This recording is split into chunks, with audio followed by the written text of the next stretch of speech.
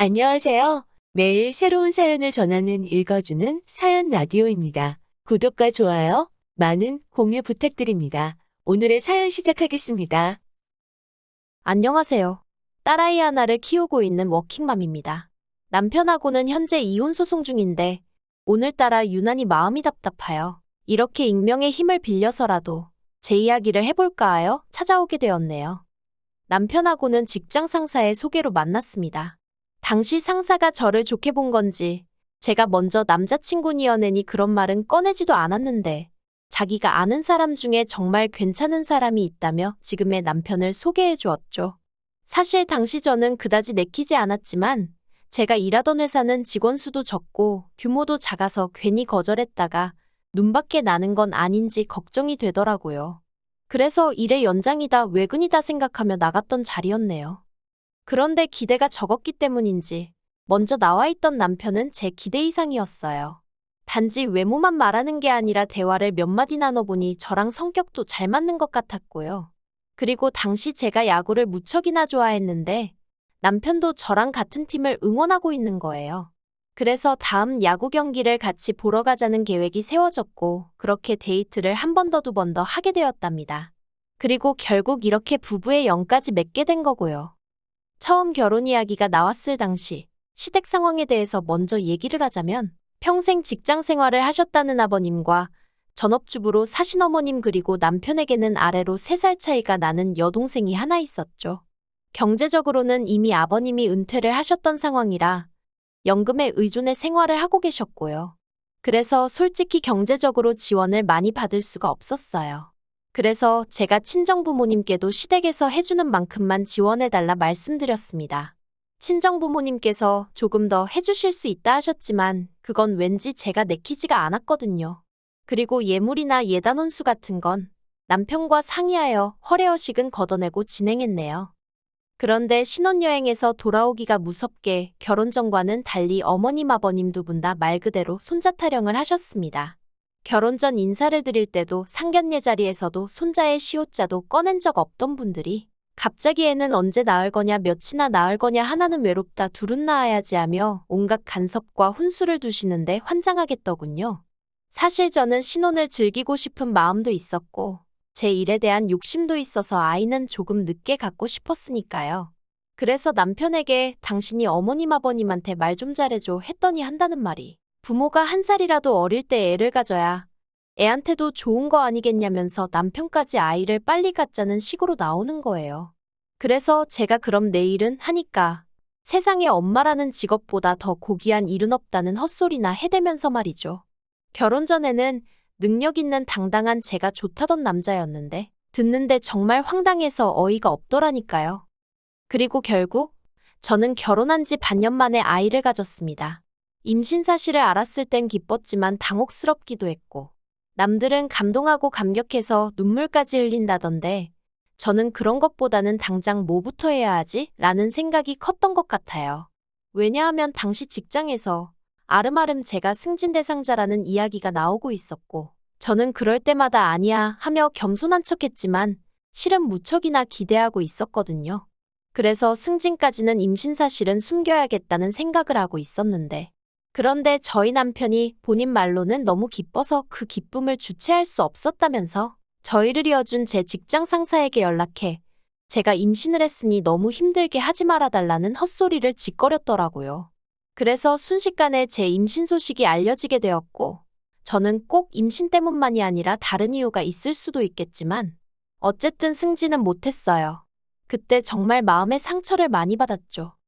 게다가 출산 휴가를 마치고 왠지 모를 불안감에 육아휴직도 다 쓰지도 못한 채 바로 회사로 복귀를 했거든요. 그런데 그럼에도 불구하고 그새 너무 많은 게 달라져 있는 거예요. 심지어 제 일의 대부분을 새로 뽑혔다는 직원이 처리하고 있었고요. 막말로 누구 하나 저한테 직접 너 나가 하지는 않았지만 제 자존심상 버티고 있기가 힘들었어요. 그래서 그냥 박수 칠 때 떠나라는 말처럼 웃는 얼굴로 제 발로 나왔습니다. 그리고 그때부터 저는 한동안 아이 키우는 데만 몰두하며 살았어요.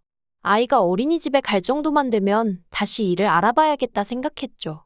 그런데 제가 회사를 나온 지 반년도 안 되었을 시기였는데 남편이 회사를 때려치고 싶다는 거예요. 제가 너무 놀라서 그게 무슨 소리냐니까 치사하고 더러워서 더는 못 다니겠다고요. 당시 남편은 작은 중소기업에서 대리로 근무하고 있었는데 하루아침에 사장 아들이란 사람이 나타나서는 한마디로 직원들을 무슨 지 종부리듯 하기 시작했나 봐요. 저도 남편에게 전해 들은 거니 정확한 속사정은 모르지만요. 아무튼 그래도 제가 안 된다고 했어요. 당신까지 관두면 당분간 생활비도 너무 빠듯하고 하니까 한 1년만이라도 더 버텨달라고 했죠. 근데 남편이 대뜸하는 말이 저는 관뒀는데 자기는 왜 안 되냐입니다. 어이가 없대요. 제 아이기도 하지만 남편 아이이기도 하고 아이 탓을 하자는 건 결코 아니지만 아이 때문에 제가 회사에서 밀려나게 된 거나 마찬가지인데 다른 사람은 몰라도 남편은 알아줘야 하는 거잖아요. 그래서 남편더러 당신이랑 나랑 경우가 같냐고 미친 듯이 쏘아댔네요.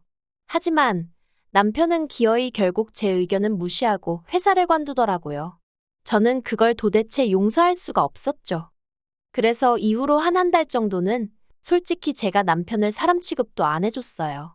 왜냐하면 회사를 관둔 건 이미 벌어진 일이니 어쩔 수 없다 치고 그러면 최소한 집안일을 돕는다던가 아이 봐주는 걸 같이 한다던가 자기도 뭘 좀 해줘야 하잖아요. 그런데 기껏 한다는 말이 애는 엄마가 잘 키우지 아빠가 뭘 할 줄 아냐입니다. 게다가 그래놓고는 이제껏 제대로 쉬어보지도 못하고 일만 했다며 재충전에 시간을 갖겠다고 하루 종일 TV만 보고 있거나 잠만 자거나 그러는데 그 꼴을 보고 있으니 정말 우라가 치밀더라고요. 그래서 결국 남편한테는 이혼 서류 한 장만 남겨놓고 아이를 데리고 친정으로 내려갔습니다. 막말로 친정아버지가 그래도 당신 사업을 하시니 그거라도 도우면서 살면 굶어 죽기야 하겠냐 싶었거든요. 하지만 얼마 지나지 않아 남편이 바로 뒤쫓아왔고 그렇게 친정부모님이 저희 부부 사이에 벌어지고 있던 일을 모두 알게 되셨습니다. 친정부모님은 남편더러 너무 실망이라며 그렇게 멋대로 살 거면 혼자 살지 결혼은 왜 했느냐고 남편을 나무라셨어요. 혼자 먹고 살래도 돈은 벌어야 하지 않냐며 그걸로 생색을 내는 게 한 집안의 가장이란 사람이 할 짓이냐 하시면서요. 그리고는 급기야 친정아버지께서 남편더러 한 달 내로 직장을 구해라 그러지 않으면 무슨 수를 써서라도 이혼을 시키겠다고 엄포를 놓으시대요. 그리고 남편은 친정아버지의 불호령 덕분인지 아니면 정말 정신을 차린 건지 2주 만에 일자리를 구했습니다. 집에서 멀지 않은 곳에 있는 공장에서 3교대로 일하는 것이었죠. 남편은 자기 할 일만 정신 차리고 하면 되니까 오히려 사무직보다 나은 것 같다며 제 예상과는 달리 만족하며 다니는 듯했어요. 하지만 남편의 스케줄이 소위 9시부터 6시까지가 아니라 하루는 날밤 새고 하루는 안 나가는 시기다 보니 육아에 있어서는 제가 더 힘들어졌던 게 사실입니다. 그래도 모든 게 제 입맛에 맞을 수는 없다고 생각하고 어떻게든 좋은 쪽으로 생각하려고 했죠. 그리고 어느덧 아이가 3살이 되던 시기에 대학교 때부터 친하게 지내던 언니한테 연락이 왔어요. 언니가 요새 어떻게 지내냐, 어디 다니는 데는 있냐 그런 걸 묻더니 혹시 집에서도 할 수 있는 일인데 한번 해볼 거냐고 묻더라고요. 그리고 들어보니 제가 전에 직장에서 하던 일하고 비슷한 일인 거예요. 그래서 당연히 하겠다고 했죠. 그래서 내친 김에 아이는 어린이집에 보내기 시작했고 저는 저대로 재택근무로 일을 시작했네요. 그리고 그때부터 저희 가족에게도 나름의 안정된 시기가 찾아온 듯 했습니다. 1년 후에는 살던 집을 팔고 대출을 조금 받아서 이사도 했어요. 원래 살던 동네를 벗어난 건 아니었지만 빌라에서 나름 브랜드 아파트로 이사를 했으니 저는 나름대로 이 정도면 남부럽지 않게 살고 있는 거 아닌가 하는 생각까지 했죠. 그런데 그 무렵 전혀 예상치 못한 소식을 듣게 되었습니다. 신우가 재혼을 하기로 했다는 거예요. 사실 신우는 남편과 제가 결혼할 때 이미 이혼을 한 상황이었어요. 비록 남편보다 나이는 어렸지만 대학을 졸업하기가 무섭게 바로 시집을 갔다가 남자 쪽이 너무 무능해서 아이만 데리고 나왔다고 들었네요. 이후로 시댁에서 시부모님과 함께 살았고요. 그리고 신우에 대한 제 감정은 좋을 것도 나쁠 것도 없었습니다. 같은 여자로서 젊은 나이에 혼자 애 키우고 사는 걸 보니 안쓰럽기도 했고 또 남편 여동생이기도 했으니까 딱한 마음도 있었고요. 하지만 그렇다고 신우가 성격이 언니하며 살가운 편도 아니었고 저 또한 쉽게 곁을 내주는 타입도 아니다 보니 서로 특별한 감정을 가질 이유가 없었달까요? 하지만 그런 제 기분과는 별개로 어쨌든 신우가 좋은 짝을 만나 결혼을 하기로 했다니 참으로 다행이다 싶대요. 그런데 어머님께서 하시는 말씀이 그 남자 쪽은 초혼이고 신우는 재혼인데 거기다 애까지 딸렸지 않냐면서 그래서 뭐라도 좀 해서 보낼까 하신다는 겁니다. 그리고 제가 거기다 대고 이러쿵저러쿵 할 말이 없었죠. 제가 남자 쪽 부모라도 신우의 상황이 부담스러운 건 사실이었으니까요. 그래서 뭘 해서 보내신단 거냐고 물었더니 일단 집을 팔고 이사를 하실 거래요. 두 분이 사시는데 불편하지 않은 정도로요. 그래서 저는 속으로 돈을 해주려고 그러시는구나 싶었습니다. 그리고 불현듯 제가 남편과 결혼할 때가 떠올랐어요. 우리 때는 얼마 안 해주셨는데 신우는 초혼도 아니고 재혼인데 얼마나 해주시려는 걸까 하는 좀 유치하고 한심한 생각이 들대요. 하지만 뭐 어머님 재산이고 어머님한테 신우가 어쨌든 아픈 손가락인 걸 알고 있었으니 그런 쓸데없는 소리는 당연히 안 했죠. 그런데 어머님이 이어 말씀하시기를 문제는 시조카를 데리고 살려면 못해도 방이 2개는 있는 집으로 이사를 해야 하는데 그런 집은 매물이 많지도 않고 그리고 사실 시조카를 봐주시는 게 이제 힘에 부친다면서. 그리고 이때 저는 왜 나한테 이런 말씀을 하시는 거지 싶으면서 설마 싶고 불안하더라고요. 그리고 노래 가사처럼 슬픈 예감은 틀리지가 않았어요. 어머님께서 이제 저희가 시조카를 좀 맡아주면 안 되냐고 하셨거든요. 저는 당연히 안 된다고 했어요. 막말로 며칠도 부담스러운데 어머님 말씀대로면 언제까지가 될지 기약이 없는 거였으니까요. 그래서 제가 그 남자 쪽에서 시조카 존재를 모르냐니까 안답니다. 아는데 시조카도 신우랑 재혼할 남자를 불편해하고 남자 쪽에서도 애까지 같이 사는 건 내켜하지 않는 눈치라나요. 그리고 신우가 어머님더러 그러더랍니다. 과거는 있고 다른 여자들처럼 알콩달콩 신혼도 즐겨보고 싶고 그렇다고요. 아니 아무리 그래도 그렇지 과거를 잊는 건 그렇다 쳐도 애를 어디 남의 집에다 맡길 생각을 해가면서 신혼 타령인 건지 이해가 안 되는 거예요. 그래서 어머님더러 신우 마음도 모르는 건 아니지만 저는 시조카를 봐줄 형편도 상황도 안 된다고 죄송하다고 했네요. 그러자 어머님께서는 너무 서운하다 하시더니 네 언니네 애들은 툭하면 놀러를 온다면서 그러는 거 아니랍니다. 황당했어요. 언니네 애들은 고등학생으로 딱 2번 놀러 왔었는데 그건 제가 사는 지역에 바닷가가 있거든요. 그래서 바다 구경한답시고 며칠 있다 간 게 전부인데 애들이 다 커서 제 손이 갈 필요가 없었어요. 밥도 자기들끼리 계란 후라이 하나에서 먹고 오히려 제가 피곤해 보이면 자기들이 나서서 청소도 하고 저희 애도 봐주고 솔직히 힘들긴커녕 도움을 받았는걸요. 하지만 시조카는 달라요. 어머님을 따라 몇 번 저희 집에 온 적이 있는데 일단 정말 손이 많이 갑니다. 입이 짧아서 냉장고에 한 번 들어간 반찬은 안 먹고요.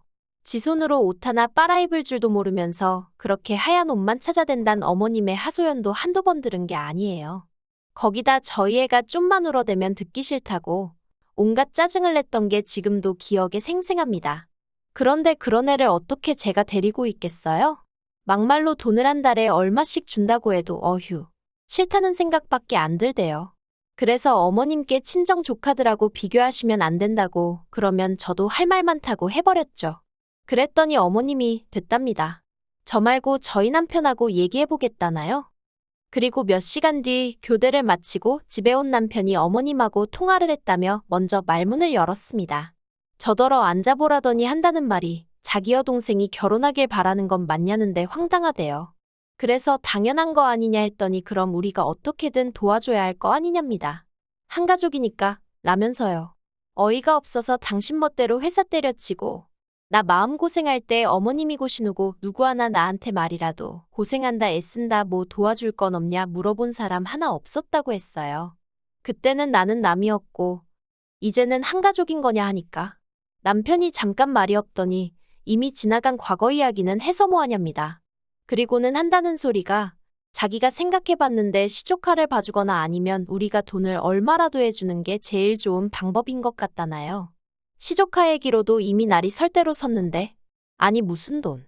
순간 정말 말 그대로 눈이 뒤집히는 것 같대요. 그래서 제가 남편더러 우리가 돈이 어딨냐 하니까 이 아파트를 담보로 대출을 좀 받잡니다.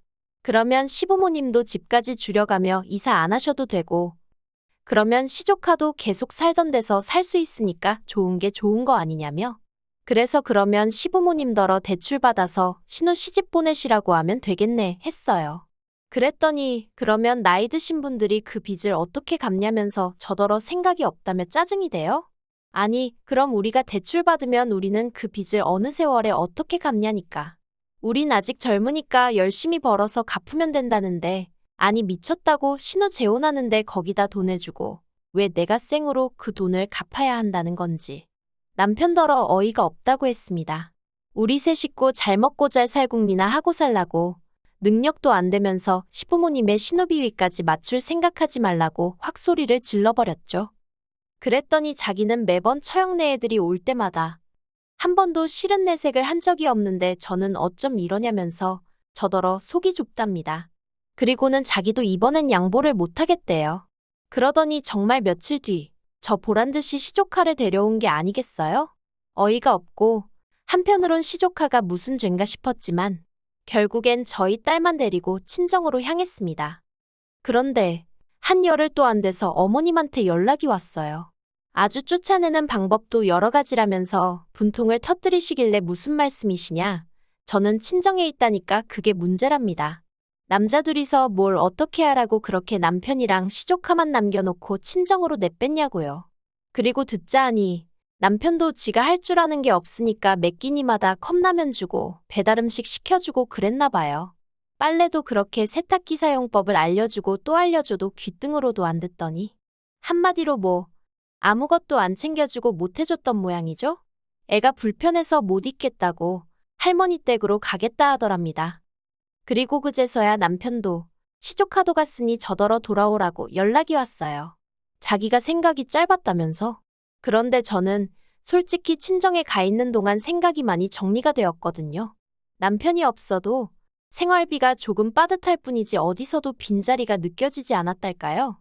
그래서 남편더러 나는 돌아가고 싶지 않다 했습니다. 그냥 이렇게 지내는 게 좋다. 이혼하고 싶다 솔직히 말했죠. 당신이 내 인생에 별 도움이 되는 것 같지도 않고 애도 아빠를 안 찾더라고요. 그랬더니 남편이 갑자기 무슨 말이냐면서 이혼이 애들 장난이냐 어쩌냐 하는데 그렇게 생각하는 사람이 와이프가 죽어도 싫다는데 기어이 시조카를 데려오냐 했어요. 그리고는 이혼 서류 보낼 테니 도장이나 찍어달라고 안 그러면 소송 걸겠다 했네요. 그리고 남편이 도장 안 찍어주대요. 자긴 죽어도 이혼 못한다고요. 그래서 소송 시작했어요. 앞으로 얼마나 긴 싸움이 될지 누구도 장담할 수 없다지만 저 지치지 않으려고요. 와이프 알기를 모같이 아는 인간하고 더는 하루도 한 이불 덮고 살 생각 없습니다. 긴 이야기 들어주셔서 감사합니다. 오늘의 사연은 여기까지입니다. 구독과 좋아요, 알람 설정해주시면 앞으로 더 좋은 사연으로 찾아오겠습니다. 감사합니다.